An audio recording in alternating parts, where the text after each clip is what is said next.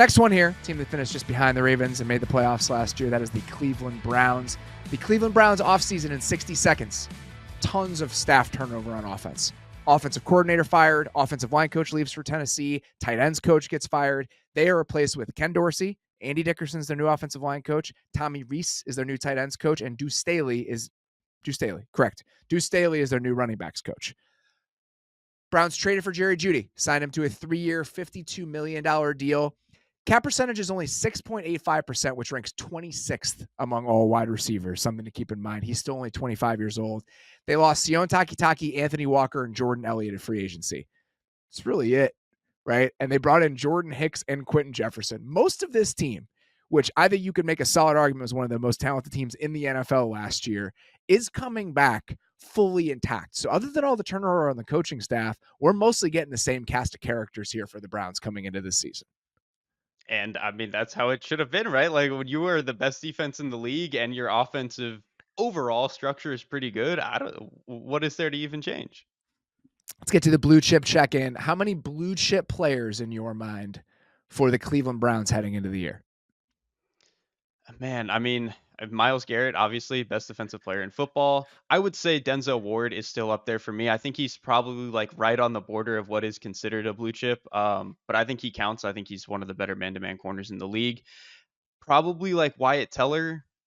Maybe Joel Bitonio is still playing at that level, and that's probably the line for me. I had 4.5. I had Myles Garrett, Bitonio, Teller, Ward, Chubb ? Yeah, I like mean, who knows? if he's healthy, but I was kind of like scared of running back coming off that type of injury, the volume he's had. It's just Totally fair. I have no idea what he is going to look like or when we're going to see him. I think they have a guess about when he'll be back. They haven't put a timeline on it on purpose. The line that was given to me when I was there, I wouldn't bet against Nick Chubb.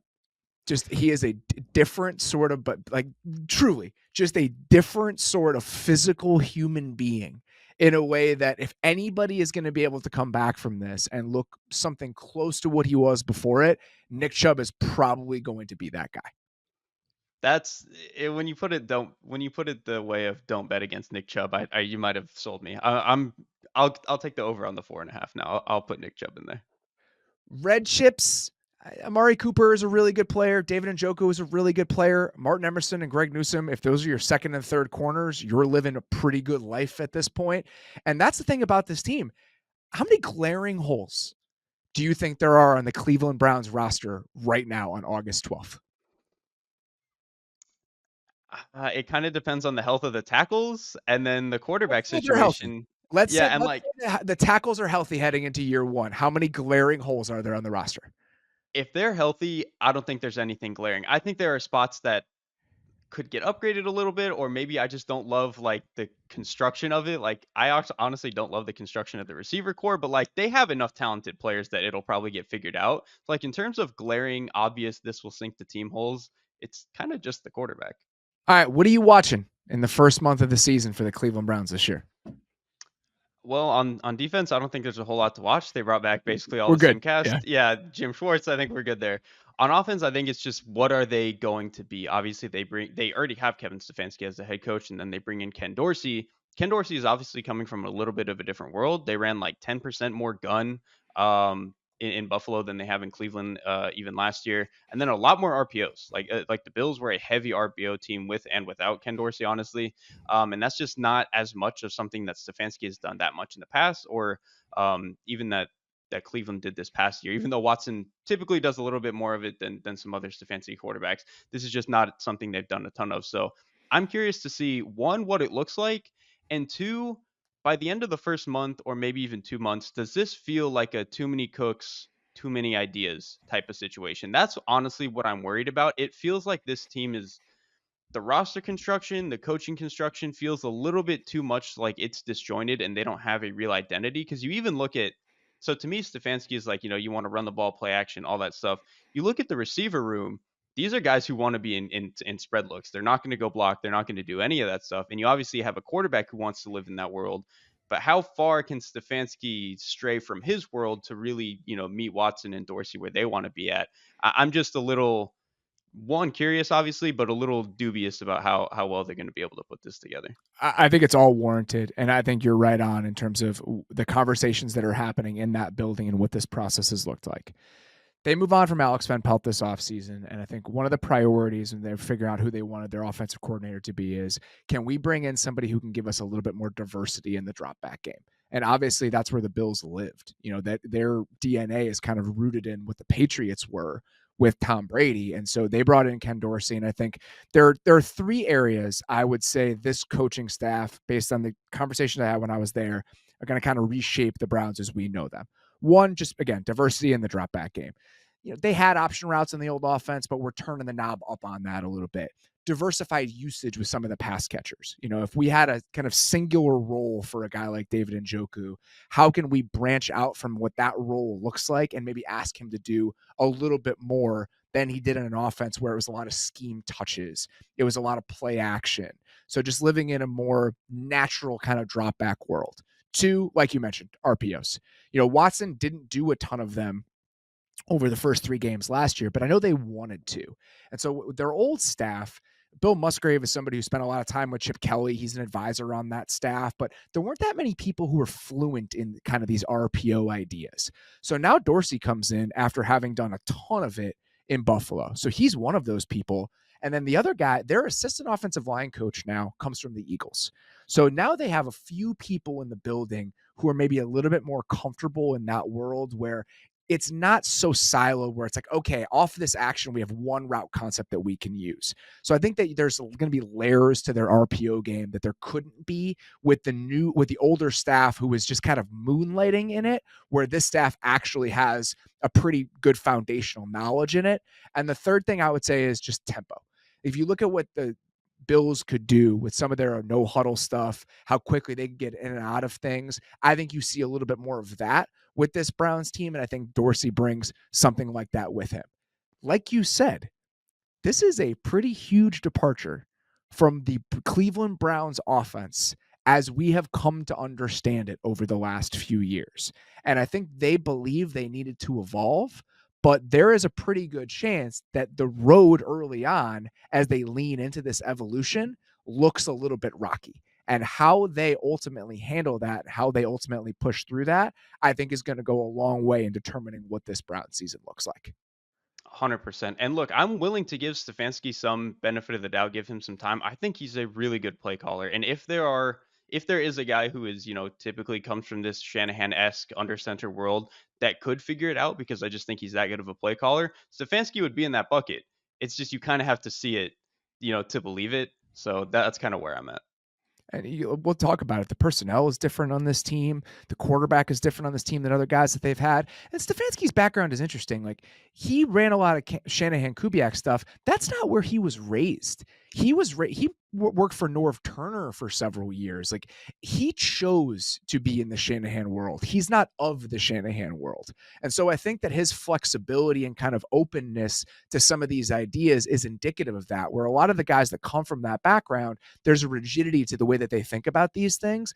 Stefanski doesn't really have that rigidity. Whether or not that's a good or bad thing, I think remains to be seen. But I think that's the reason that you see an openness to this sort of shift, because he isn't necessarily tied to the dogma of that system in the way that some of the guys who come from that system might be.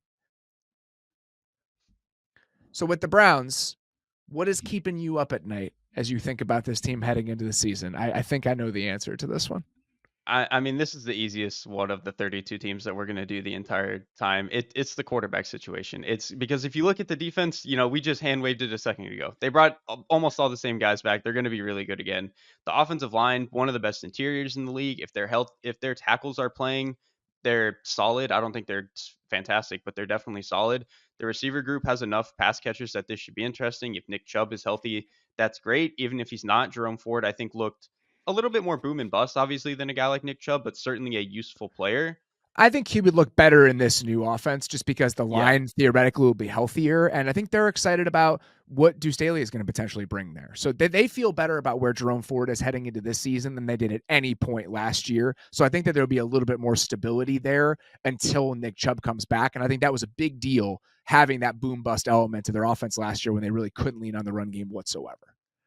Right. Ford was their only explosive play, really. But that kind of goes back to the concern is like, are they going to be able to get explosive plays in the passing game? They have enough personnel for it. Like Judy, for as inconsistent of a player as he can generate explosive plays. Amari Cooper is still a very good player. He can generate explosive plays. David Njoku has quietly become one of the better tight ends in the NFL, both blocking and catching the ball and making plays with the ball in his hands. It's just a matter of can the quarterback get there, and they've obviously now done a lot of accommodating to get the offense to be what he wants to be. Obviously, last year felt like a kind of meet in the middle where they're still doing a lot of the under center Mm-hmm. stuff, but leaning a little bit more into Watson.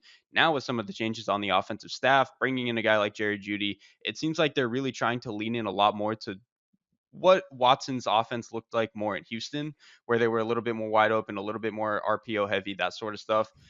It's just we haven't seen him play at that level in like 4 or 5 years now, and so I don't have a lot of faith that we're going to be able to get there with him. It's such a complicated situation just because I think it's notable how we see the Watson situation in the abstract and how the team needs to think about it practically. For us, we look at it, he has a $63 million cap hit. And for what he's been giving them, that's an absolute disaster. But with the way that this team treats the cap and cash right now, they're able to kind of push through some of these mistakes in ways that other people aren't. They haven't converted his base salary for this year yet, but they might. And they're conscious of how much money they carry over from year to year. Them and the Eagles are doing something with the cap that really no one else is. And it has allowed them to kind of have missteps and try to potentially outrun them. And the other side of this is they gave up so many draft picks to go get him, right? So it's not just the salary, it's the picks. Well, they've supplemented their roster with trades. They've gone out and gotten Amari Cooper via trade. They've gotten Jerry Judy via trade. They've gotten Zadarius Smith via trade. And the downside to that is you have to pay those guys on veteran deals. Well, if you're outrunning the cap, then you can pay more guys on veteran deals. So ultimately, even if it's been harder, they've been able to fudge the numbers in a way where they've been able to survive this to an extent. So even though he's paid like an elite quarterback, ultimately for them, because of the supporting cast they've been able to put around him, the question becomes not can he be a top 5 quarterback, but can he give us something that's akin to what a Brock Purdy is giving the Niners, what a Jared Goff is giving the Lions.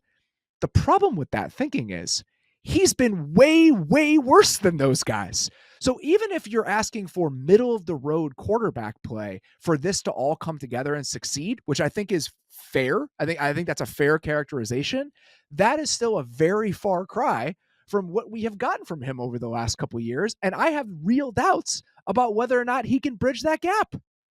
That's the biggest thing is that this offense really only needs middle of the road quarterback play, but that is so far from what we've gotten from him. Like he just doesn't at all look like the player we saw from Houston. I don't think he's as creative outside the pocket. I don't think his throwing motion honestly looks as comfortable. He's not as accurate.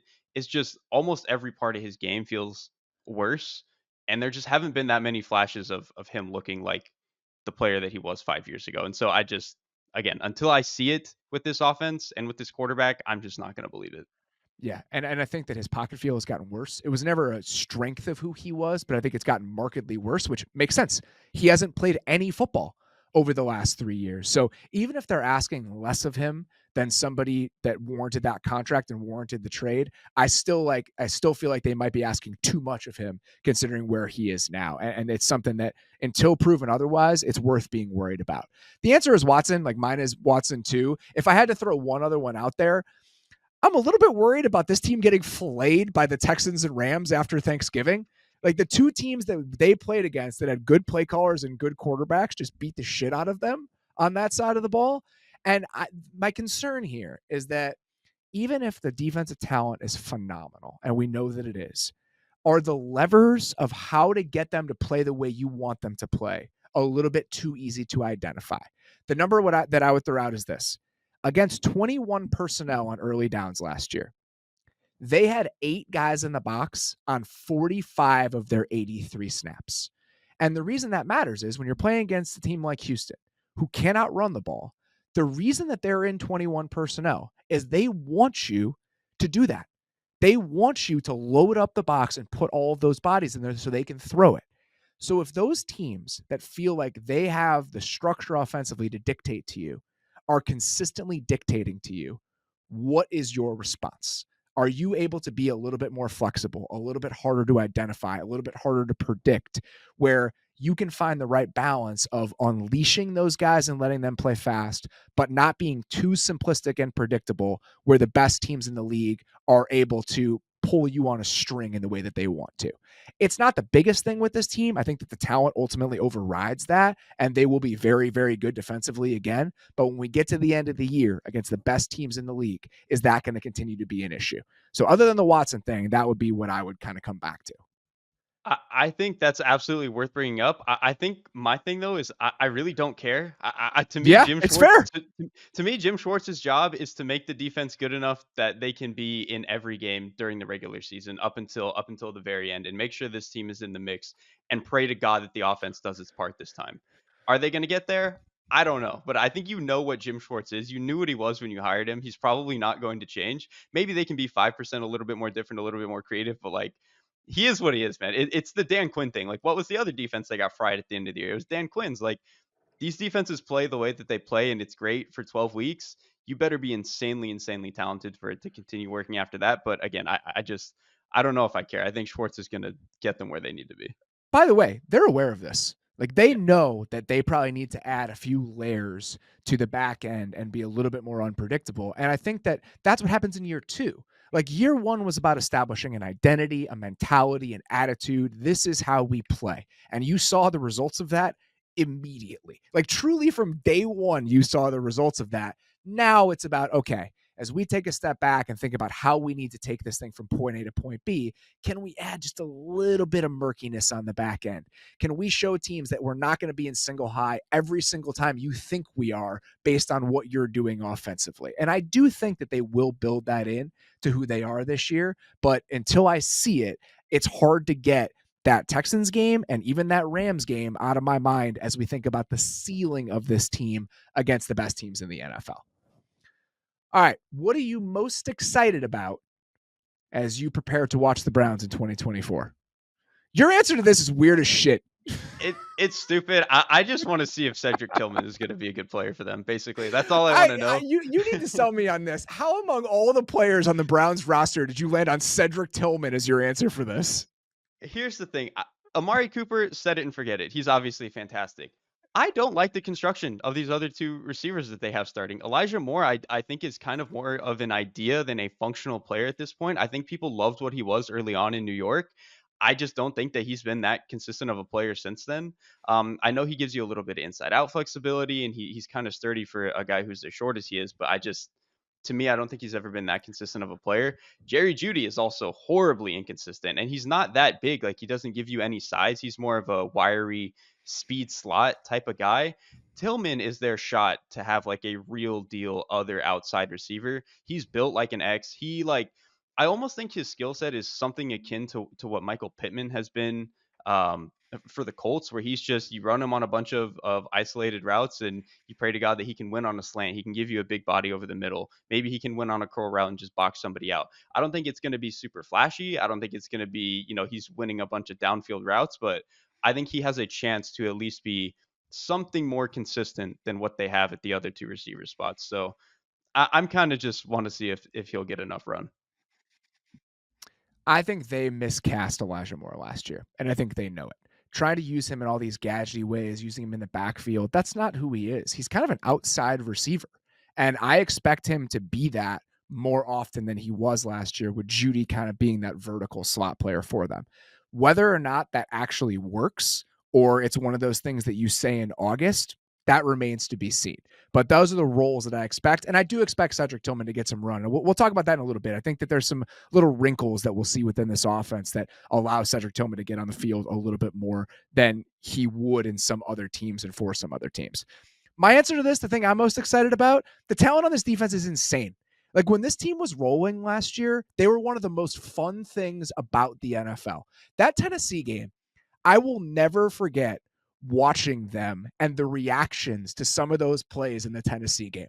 Like that, very rarely in the NFL against the best competition in the world, do you see a team that understands how dominant they are. Like the celebrations after some of the plays in that Tennessee game specifically We very rarely see an NFL defense reach that sort of height, even against bad teams.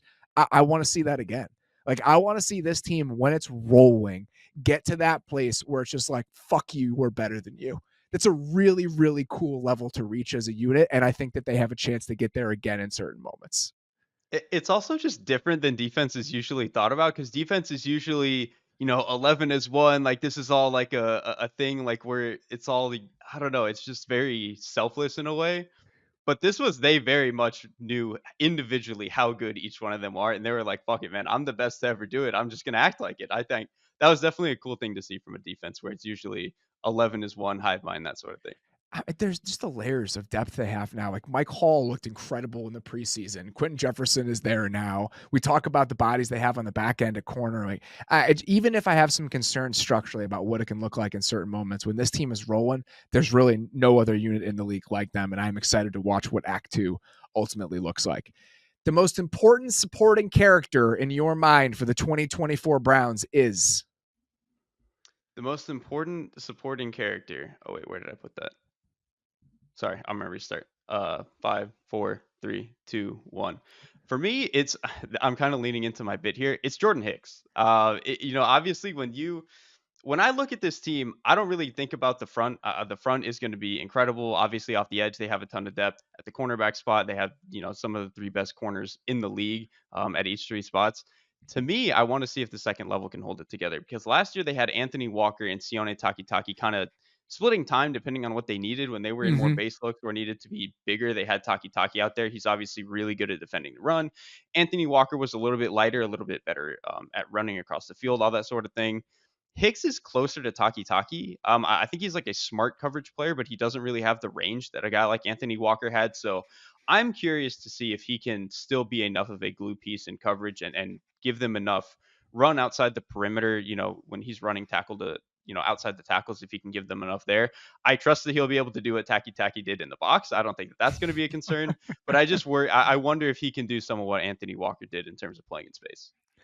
Mine's the tackles. I mean, theoretically, they should be good.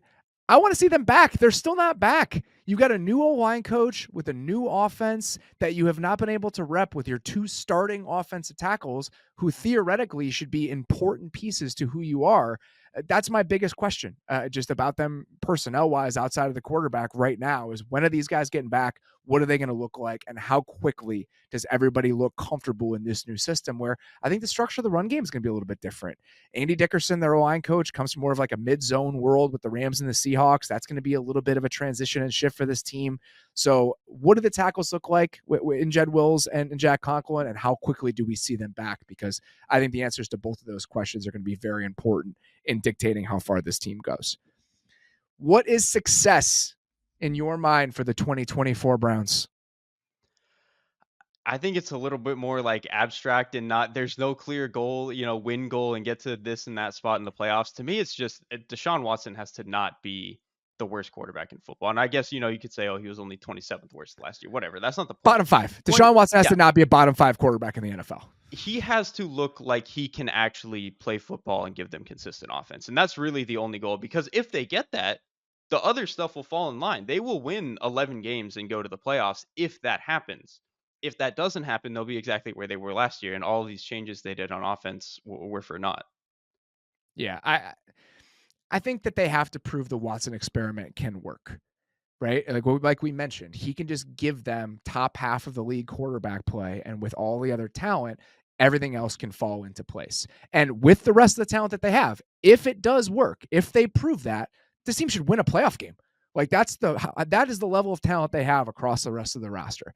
If Watson can get to that place and we can prove that this can work to some extent, this team should be in a position to win a playoff game. Absolutely. Your irresponsible player prediction for the 2024 Browns. What do you got for me?